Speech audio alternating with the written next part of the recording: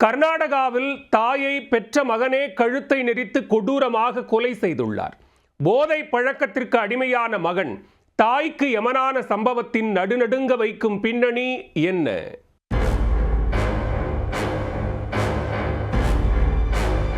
மது குடிக்க பணம் கேட்டு தராததால் பெற்ற தாயை கொடூரமாக கொலை செய்த சைக்கோ மகன் இவர்தான்.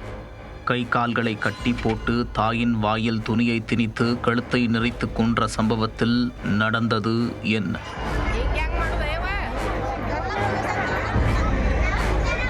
கர்நாடக மாநிலம் பாகல்கோட் அருகே உள்ள துளசிகிரி கிராமத்தைச் சேர்ந்தவர் வெங்கடேஷ். மது போதைக்கு அடிமையான இவர் வேலைக்கு செல்லாமல் ஊதாரியாக ஊர் சுற்றி வந்ததுடன் அடிக்கடி குடித்துவிட்டு வந்து தாய் ஷாவக்காவிடம் தகராறு செய்து வந்தார். சம்பவத்தன்று வழக்கம் போல் வீட்டில் தகராறு செய்த வெங்கடேஷ் அவரது தாயிடம் குடிக்க பணம் கேட்டு சண்டை போட்டுள்ளார்.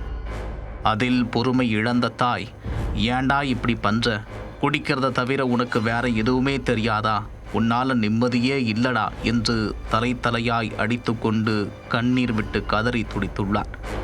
அதை பார்த்த வெங்கடேஷுக்கு தாய் இப்படி அழுகிறாரே என்று இரக்கமெல்லாம் வரவில்லை. பணத்தை கொடுக்காமல் நாடகமா போடுறனி என்று ஆத்திரமடைந்துள்ளார். பெற்ற தாய் என்றும் பார்க்காமல் கை கால்களை கட்டி போட்டு வாயில் துணியை வைத்து அடைத்து கழுத்தை நெரித்து கொலை செய்து பணத்தை பறித்து கொண்டு தப்பி ஓடியிருக்கிறார். வெங்கடேஷின் தாய் நீண்ட நேரம் வெளியே வராமல் இருந்ததால் அக்கம் பக்கத்தினர் வீடு புகுந்து பார்க்க படு பயங்கர சம்பவம் வெளியே தெரிய வந்தது.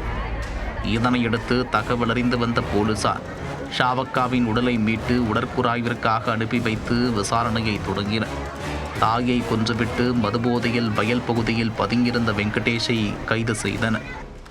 மதுபோதை பழக்கத்தால் பெற்ற மகனே தாய்க்கு யமனான சம்பவம் கர்நாடகாவில் பெரும் அதிர்ச்சியை ஏற்படுத்தியுள்ளது.